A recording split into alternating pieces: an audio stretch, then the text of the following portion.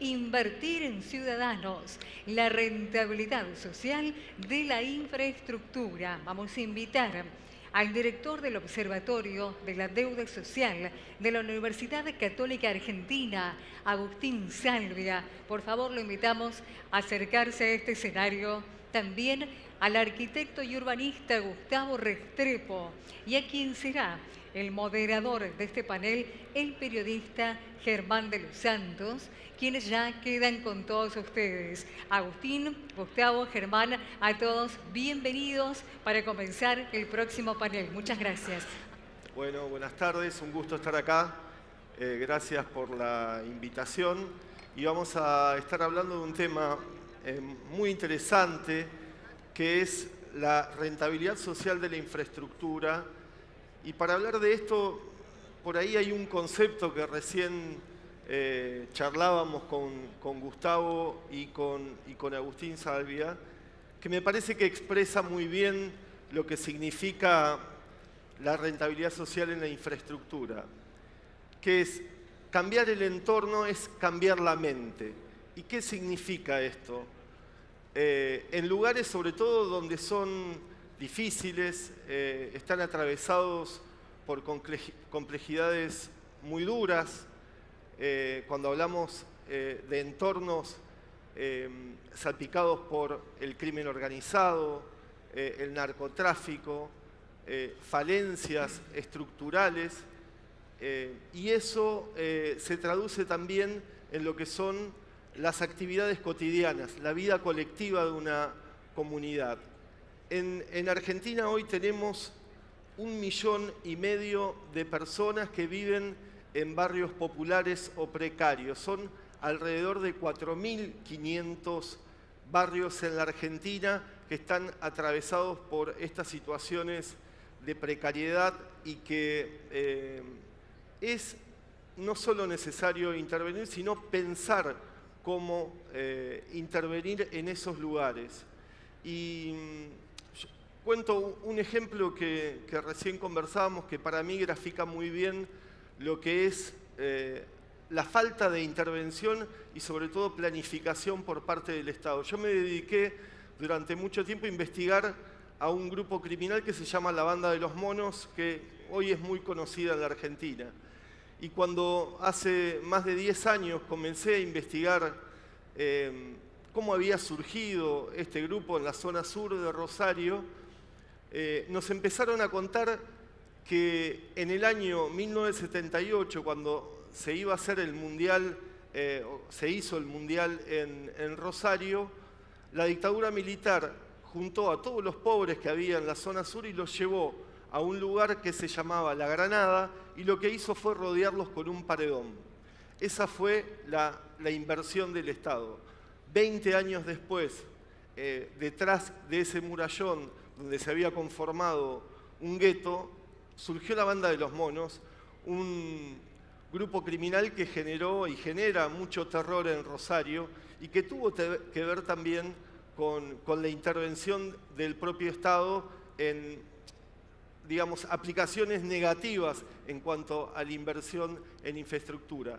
Pero un caso exitoso y que ha generado un impacto muy grande, sobre todo en América Latina, es el ejemplo de Medellín, cómo después de las décadas de los 80 y 90, donde la violencia fue un flagelo infernal con Pablo Escobar en Medellín, el Estado planificó e intervino en los espacios urbanos generando un cambio en lo social, que tuvo que ver también con la matriz, una matriz distinta y para pensar de forma diferente la seguridad también, algo que en Argentina también ahora empieza a preocupar.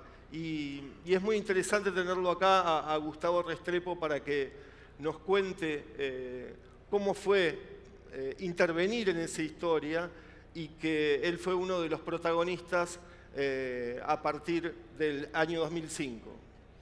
Germán, Agustín, y para todos ustedes un saludo cordial. Muchas gracias a Camargo por la invitación.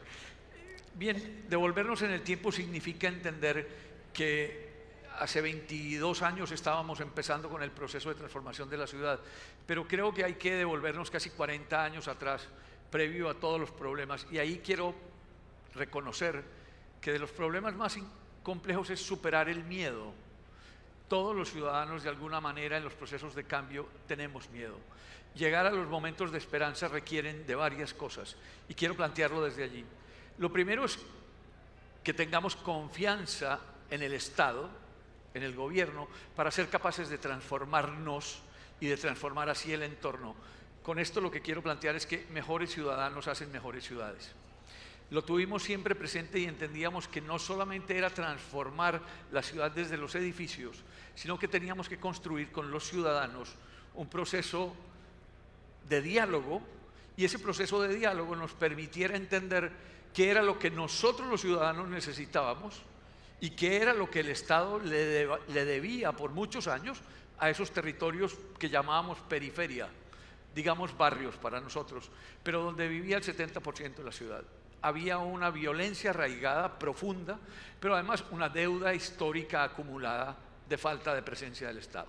Así que lo primero que hicimos fue data cuantitativa y cualitativa, que la construimos con los vecinos, pero también desde información de registro, y eso nos permitió ir identificando en qué parte de la ciudad deberíamos intervenir. Y obviamente la primera decisión es: no ponemos un solo peso para los turistas, ponemos todo el dinero para las personas más humildes y que más recursos necesitaban en ese momento. Una decisión directa. Esto significa entender que no lo íbamos a resolver en 4 años, sino que necesitábamos una política pública de continuidad que asegurara 21 años por delante. Así que un plan maestro de ciudad decidió emprender un camino que hoy todavía sigue siendo orden del proceso. Significa entonces que ese proceso fue construido con los vecinos por cada una de las 16 comunas de la ciudad, y de allí salieron planes de desarrollo local, y los planes de desarrollo local se convirtieron en planes de ordenamiento territorial. Hoy cualquier alcalde en Medellín necesita estudiar ese manual de actuación de los vecinos y ponerlo en consulta los primeros 6 meses de cada gobierno. Eso le da continuidad, y con esto lo que quiero decir es que los vecinos fuimos capaces de empoderarnos de algo que se llama veeduría ciudadana. Primer tema. Política pública genera veeduría ciudadana. El segundo es participación ciudadana sí o sí para toda la toma de las decisiones físicas, ambientales, sociales y territoriales. Pero con esto lo que quiero decir es que ahí viene la rentabilidad social. Empezamos entonces a conversar con ellos, a transmitirle y a entender sus proyectos, a definirlos con ellos, y esos proyectos fueron poniéndose en orden. Así que hacíamos pactos y acuerdos. Eso nos permitía saber que durante un tiempo algunos proyectos no llegarían, otros sí. De ahí tomamos la decisión de empezar a construir mangos bajitos, los primeros proyectos de confianza. Los vecinos empezaron a entender que éramos capaces de hacer las cosas. Muchos no creían en nosotros, creíamos que éramos igual de políticos que todos, y realmente lo que empezamos a hacer fue a darle confianza de que éramos capaces de hacerlo. Y pasaron los años y íbamos materializando cada vez obras de mayor escala. Construimos confianza, construimos sostenibilidad en los proyectos, construimos pertenencia y pertinencia con los vecinos para que ellos cuidaran las obras y se hicieran cargo de que las obras que estábamos haciendo eran lo que ellos verdaderamente necesitaban. Y empezamos, por supuesto, a hacer proyectos de macro escala. El tema de transporte público es fundamental. Una ciudad que se toma 4 horas o se tomaba 4 horas para llegar de su casa al trabajo significaba que la gente pasaba mucho tiempo en el transporte público. Así que un sistema integrado de transporte público de 5 sistemas permitió que llegáramos a los lugares más humildes, que le bajáramos casi a 45 minutos ese viaje, y ese viaje representara casi 3 horas para que la persona pudiera ser mejor papá o mejor mamá, pero que también se pudiera capacitar y volverlo más competitivo. Y así fuimos haciendo espacio público, vivienda social, medio ambiente, equipamientos de todos los tipos. Esto generó que los ciudadanos entendieran que ellos o nosotros decidíamos nuestro futuro a través del voto. La confianza nos permitió entender que era una pedagogía urbana, una pedagogía social, una pedagogía en democracia, que en la medida en que el gobierno respondiera, nosotros con el voto íbamos a seguir continuando esto. Hoy la experiencia nos ha demostrado que lo más importante es que hoy casi 3 millones de ciudadanos de Medellín creemos en que Medellín puede seguir avanzando porque todavía nos falta mucho.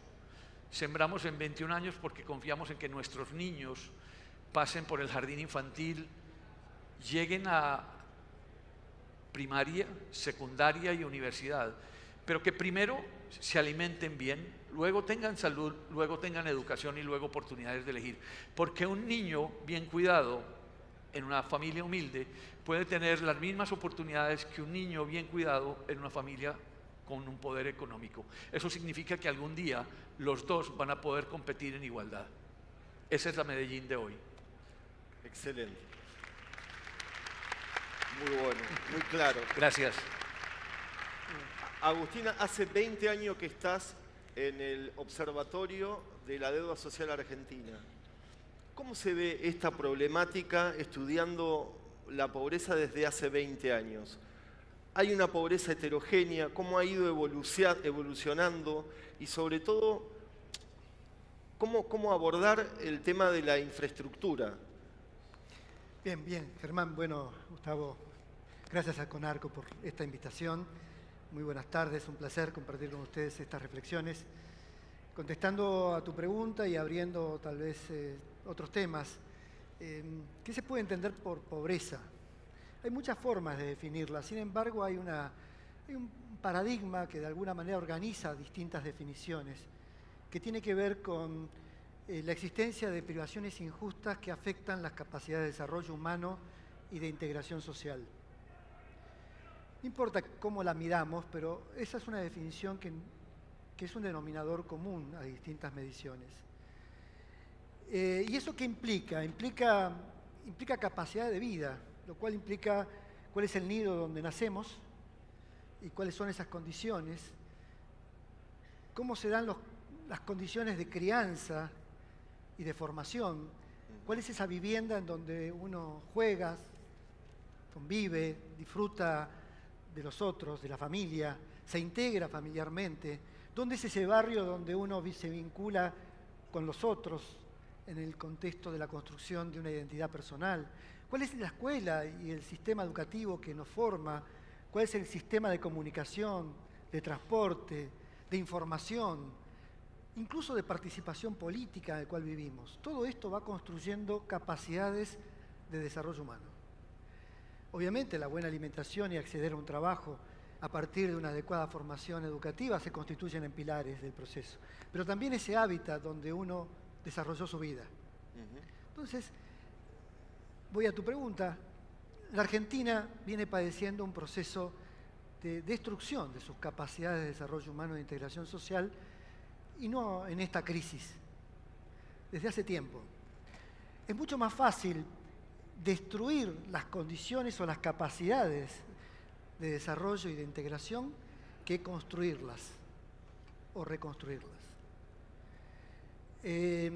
Diría que hace 40, 50 años Argentina viene experimentando un proceso de desarrollo del subdesarrollo y de ir generando nuevas capas de excluidos, de pobres, personas que efectivamente no encuentran los recursos ni las condiciones para desarrollo de esas capacidades de vida. Cada crisis incrementa el número de esos pobres porque destruye con capacidades.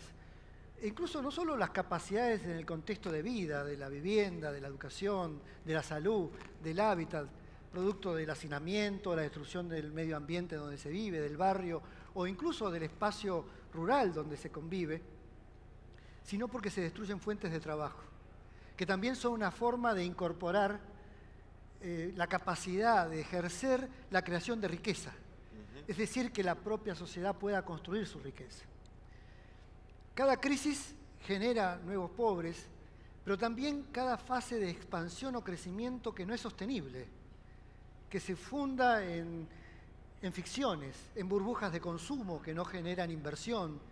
La inversión que volvemos a hablar, no solamente la inversión para la creación de una empresa, sino la inversión para poder mejorar la vivienda, la inversión para mejorar el capital humano de nuestros hijos, la inversión que implica poder desarrollar actividades sociales y deportivas o culturales en el ámbito, en el espacio público del barrio, de comunicarse y de informarse. Todo eso queda destruido o se va destruyendo y cada crisis es todavía muy crucial para poder reconstruirla.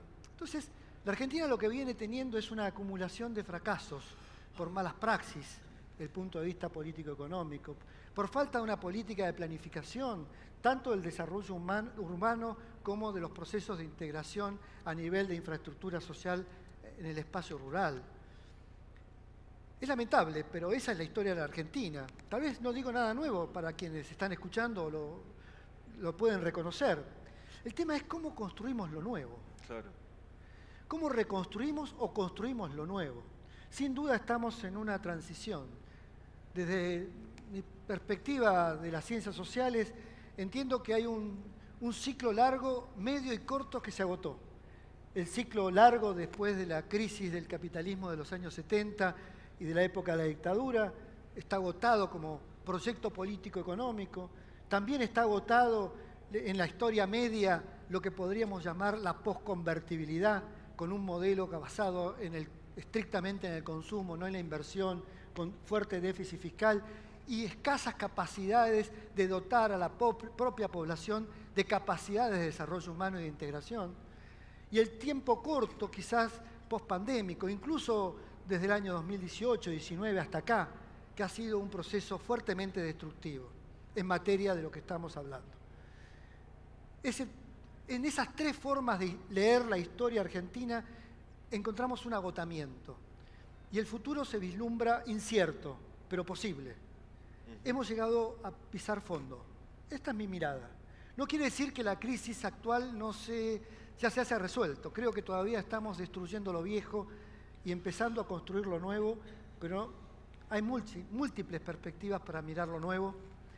Y sin duda lo nuevo no va a ser posible sin actores económicos, sin emprendedores, sin constructores de realidad, de nuevas realidades, de nuevas formas de organización y representación política, de nuevas formas de participar en forma ciudadana en la construcción de la ciudad propia o del espacio rural en donde hacemos comunidad.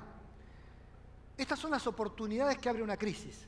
Es decir, la crisis no nos permite volver atrás, obliga a construir el futuro o una salida o una solución, aunque todavía no sabemos bien por dónde vamos a ir, ni cuáles son esas líneas rectoras sobre las cuales podemos avanzar.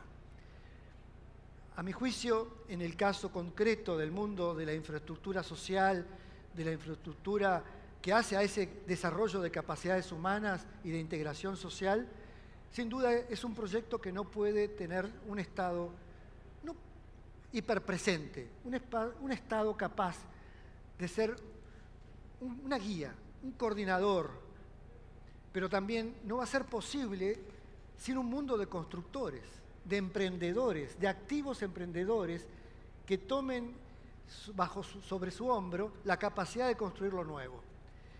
Y lo nuevo, en términos generales, sin duda va a ser con mayor protagonismo de la gente y de las empresas, con mayor libertad de pensamiento y de creación y de expresión en el campo de la opinión pública, pero también con mayor solidaridad social, con mayor capacidad de entender que hoy en la Argentina, si bien podemos hablar de un 55% de pobres en materia de ingresos, si escarbamos ese proceso, esa mirada, esa cifra, vamos a encontrar que hay 30%, más de 12, 15 millones de personas en Argentina que experimentan pobreza crónica, privaciones crónicas, permanentes y multidimensionales en distintos aspectos de la vida. Parte fundamentalmente de la alimentación, de la buena nutrición, de la adecuada atención de la salud, del sistema vinculado a la educación y de la adecuada formación, y del espacio de la vivienda, de la construcción del espacio público, del espacio barrial, comunitario, donde se desarrolla buena parte de la vida humana, incluso el espacio familiar. Un paréntesis a esto, creo que buena parte de los problemas que genera la pobreza es la privación de tiempo, de un tiempo de florecimiento, para el florecimiento. Obliga a generar mucho más esfuerzo y tiempo para dedicarle a la supervivencia. Claro. Necesitamos que la sociedad tenga más capacidad de salir de pensar de la supervivencia y colocarse en clave del florecimiento. ¿Bien? Esto no va a ser rápido. Y vamos a tener un tiempo por venir. Sin embargo, yo soy optimista en este proceso. ¿Ustedes eran optimistas en Medellín cuando llegan al poder y cuando vos te encargás de planificar todos esos cambios a nivel urbanístico? Porque fue como una especie de plan Marshall que establecieron en una ciudad que había sido golpeada por el crimen organizado como ninguna otra en América Latina. Y otra pregunta más, que también para continuar lo que decía Agustín, ¿cómo financiaron todos esos cambios a nivel urbanístico? ¿Cómo lo hicieron viable a eso? Germán, optimistas sí, claro, y teníamos el sueño y éramos capaces de proponerlo. Ejecutarlo era el reto. Llegar a la comunidad y que ellos tuvieran confianza en nosotros no fue fácil, muchas veces nos maltrataron. Lo único que hicimos fue no desistir. Si poníamos una cita, íbamos y continuábamos y continuábamos y continuábamos. No importa que a la segunda reunión llegaran menos personas y que a la tercera no fuera nadie. Volvíamos hasta que a la gente le daba pena y empezaron a llegar de nuevo. Eso quiere decir que nosotros, como Estado, tenemos que estar presentes. Pero creo que es importante resaltar esto. ¿Cómo se construye? ¿De dónde se construye? Lo primero es, el dinero público es sagrado, se hace con impuestos y eso se construye con impuestos. Medellín es una ciudad industrial, produce un buen recurso económico, tiene unas empresas públicas muy sólidas y eso le permite tener un recurso también muy importante para invertir en lo público. Pero ahora bien, es definitiva la gestión de lo público para que el alcalde de Medellín y sus funcionarios busquen recursos nacionales o recursos internacionales para bajarlos. Eso es una manera. Lo otro es APP, Asociación Público-Privada. Está claro hoy que desarrollar la ciudad tiene modelos que no solamente son las concesiones, sino muchas otras, para poder hacer inversiones entre el público y el privado. Pero eso depende de una cosa fundamental, se llaman reglas del juego estén claras. Al privado no le interesa comprar un lote en un lugar donde le van a cambiar la norma o donde al otro le dan mejor norma que a mí. Así que las reglas del juego tienen que estar claras y así soy capaz de construir. Un sencillo ejemplo, en 4 años planificamos un tranvía, en 4 se hizo la licitación, en 12 años estaba construido el tranvía. 360.000 personas se benefician de ese proceso. El proceso se construyó a través de asociación público-privada y los edificios empezaron a construirse previo a que el tranvía estuviese terminado. Terminados los edificios, el tranvía funcionó. Esto significa que la plusvalía de los edificios permitió pagar parte de esa obra importante, pero además se cambiaron las reglas del juego. Cuando había que hacer estacionamientos públicos para cada edificio, el gobierno o la política que planteamos fue quitemos los estacionamientos vehiculares para que incentivemos que la gente que vive allí no use vehículos privados y otro transporte público. Segundo, esos metros cuadrados de vehículos en estacionamiento se convirtieron en comercio y en oficina, mucho más rentable para los privados. Así que los modelos están, pero hay que ponerlos en práctica, pero sobre todo hay que generar confianza, hay que generar confianza. Agustín, ¿cómo ves el futuro cercano? Digamos, vos teniendo en cuenta el análisis y la observación de los números de la pobreza y sobre todo poniendo la lupa ahí, de lo que viene en menos de 5 años. Porque vos hablás de un cambio a nivel estructural de la matriz económica que va a venir, pero digo, lo que nos espera en esa transición. Bueno, a ver, dejo claro que no tengo acá una inclinación político-partidaria en lo que voy a decir. Sí creo que lo que señala Gustavo es clave. Necesitamos políticas de Estado. Y política de Estado no quiere decir estados presentes en todos los niveles y en todos los espacios de la vida social, política, cultural. Necesitamos Estado como organizador, como coordinador, lo mencioné hace un momento. Y estamos todavía, como mencioné también, destruyendo lo viejo. La crisis va a durar.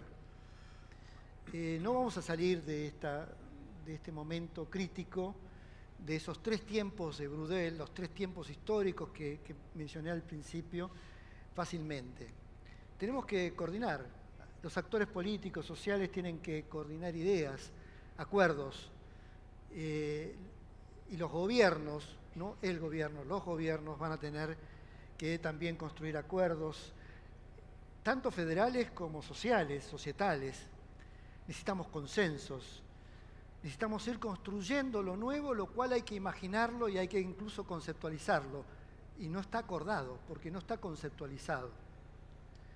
Entonces yo pienso, si vos me señalás que cuál sería la perspectiva en estos 3, 4, 5 años, más allá de tener algún boom de inversiones y tal vez seguramente algún ciclo expansivo económico, más tarde, más temprano, fundado en algunas áreas claves del desarrollo económico productivo argentino, también necesitamos del mercado interno, también necesitamos de los pequeños y medianos emprendedores, de la pequeña y mediana empresa, y que estos se animen a salir adelante y a generar empleo y trabajo y cada vez más y mejores trabajos, no va a ser algo rápido. Pienso que los 4 o 5 años nos va a llevar la transición. Una transición que no solamente va a ser para aprender a poder construir lo nuevo, sino que va a haber que tener claridad de hacerlo y qué hacer. Se vienen elecciones dentro de 3 años en un país democrático como el nuestro. Esto significa quizás nuevas coaliciones políticas con nuevos proyectos de orden político y de orden público hacia adelante. Es quizás una condición necesaria. Si no surge desde los líderes, deberá surgir desde las bases, pero eventualmente tendrá que haber un nuevo acuerdo político-social en clave a desarrollar un proyecto de futuro. ¿Qué estimo para estos 4 o 5 años? Y incluso en contexto de un crecimiento en donde Argentina el año que viene pueda crecer 3, 4%, supongamos, en el mejor de los escenarios, este año va a caer 3%. ¿Bien? En el mejor de los escenarios, digamos. Pero supongamos, y crezca así durante 3, 4% durante 3 o 4 años, seguiremos teniendo el 30% de pobreza crónica y estructural. Ni la inversión pública ni privada todavía llegarían a ese espacio donde no llega el agua corriente, no hay un pozo para alimentar, no hay energía solar para prender la lamparita en el espacio rural, no hay servicios sanitarios, no hay escuelas adecuadas, no hay servicios de salud dignos, no hay una vivienda una vivienda digna capaz de crear un espacio de familiarización y de socialización en la familia. No están los espacios barriales deportivos y creativos para que se encuentren las personas y logren construir socialización. No están los empleos. Vamos a tener todavía que proyectar un país más allá de los próximos 4 o 5 años para que sea más inclusivo. Es decir, vamos a necesitar crecimiento económico, pero también un nuevo pacto redistributivo, fundado en el trabajo, fundado en la creación de riqueza, fundado no en programas de asistencia social, sino de inversión social. ¿Y crees que la propia economía puede generar esa inversión en la que desde por lo menos los últimos 30 años el Estado tuvo un rol protagónico y central? Porque es un cambio cultural. Bueno, es tiempo de constructores. Es tiempo de constructores, así que yo diría que no bajen los brazos, multiplíquense.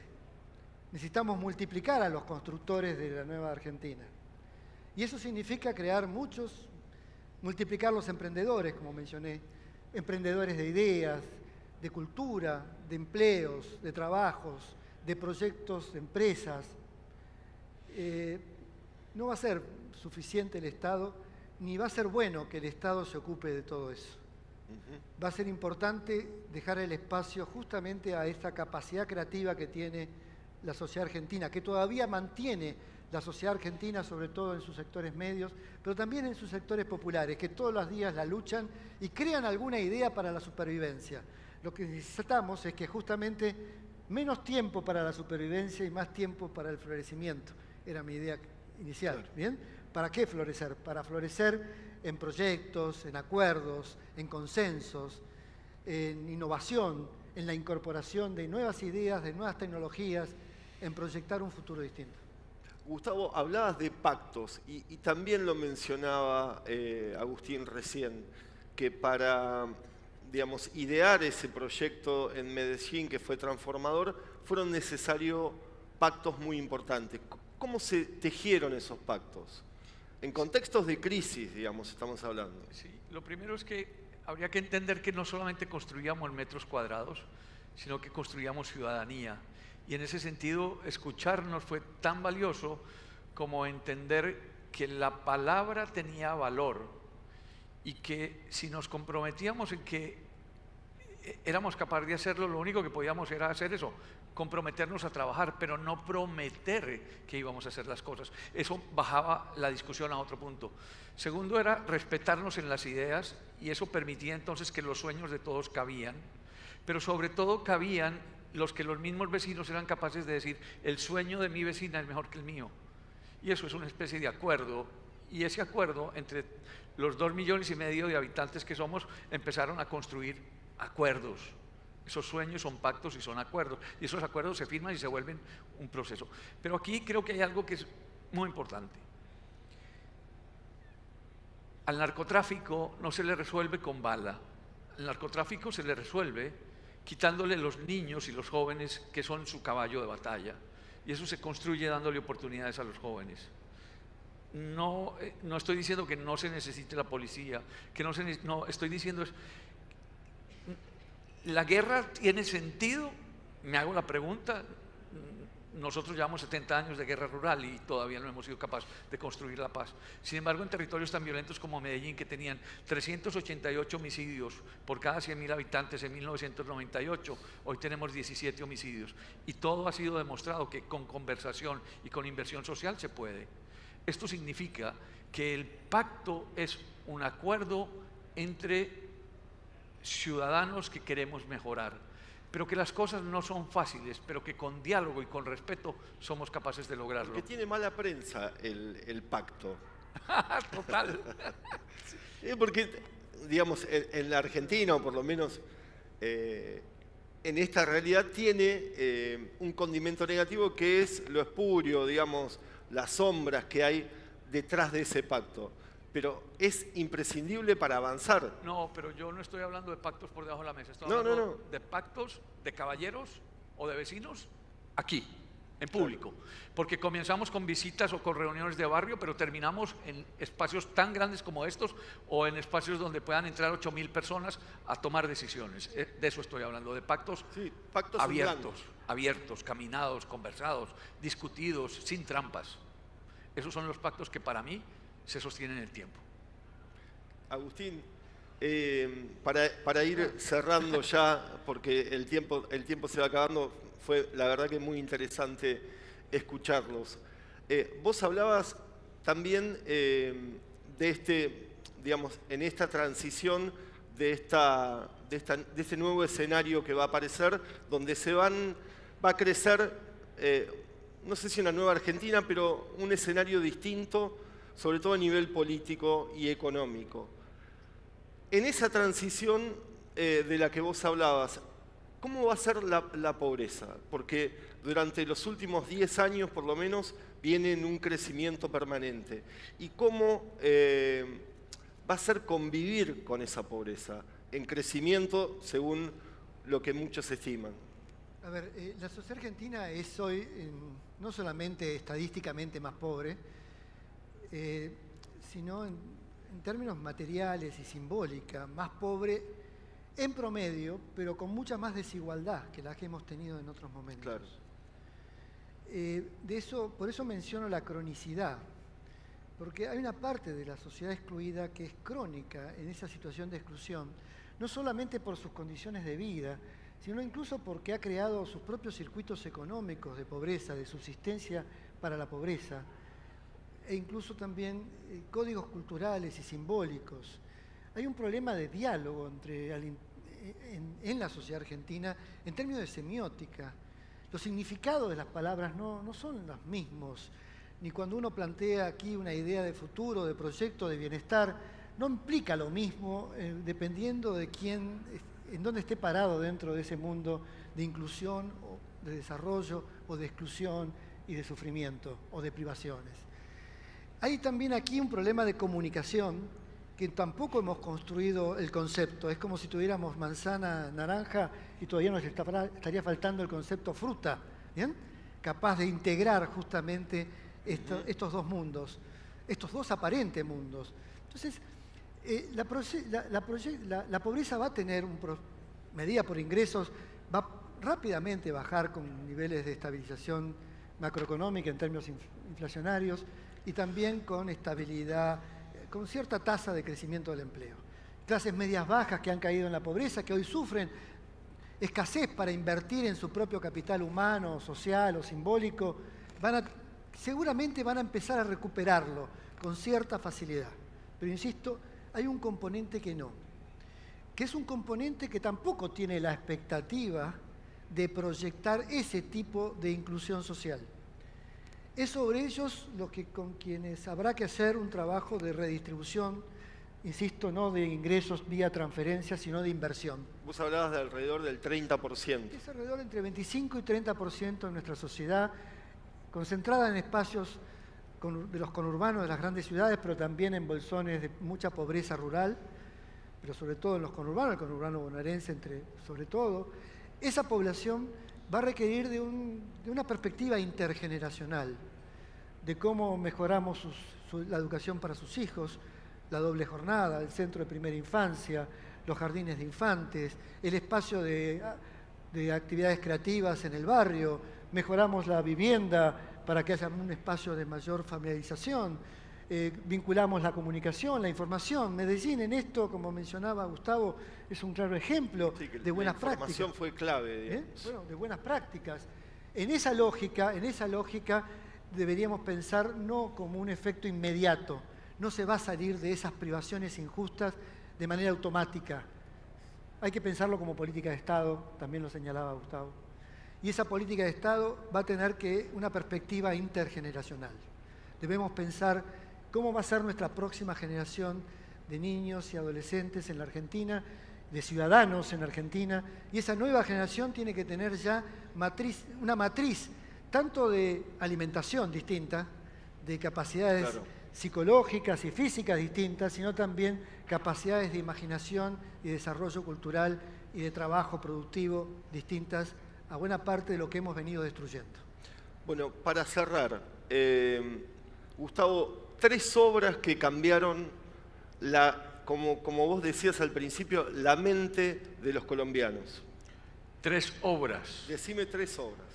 Mira, yo creo que buen comienzo, que fue la construcción de jardines infantiles, 19 en 4 años, hoy van 27. El sistema de transporte masivo es determinante. Si alguien pensara que qué es lo que más impacta la calidad de vida de los vecinos, es el sistema integrado de transporte público, por costo, calidad, seguridad, horas en beneficio del tiempo, como lo dice el profesor. Y creo una que es determinante, el espacio público, es donde nos encontramos todos. Y todo lo que está debajo del sol educa, así que es una oportunidad para educarnos como ciudadanía. Y por eso, y cambiar la mente. Por supuesto. Muchas gracias. Gracias, muy amable. Gracias.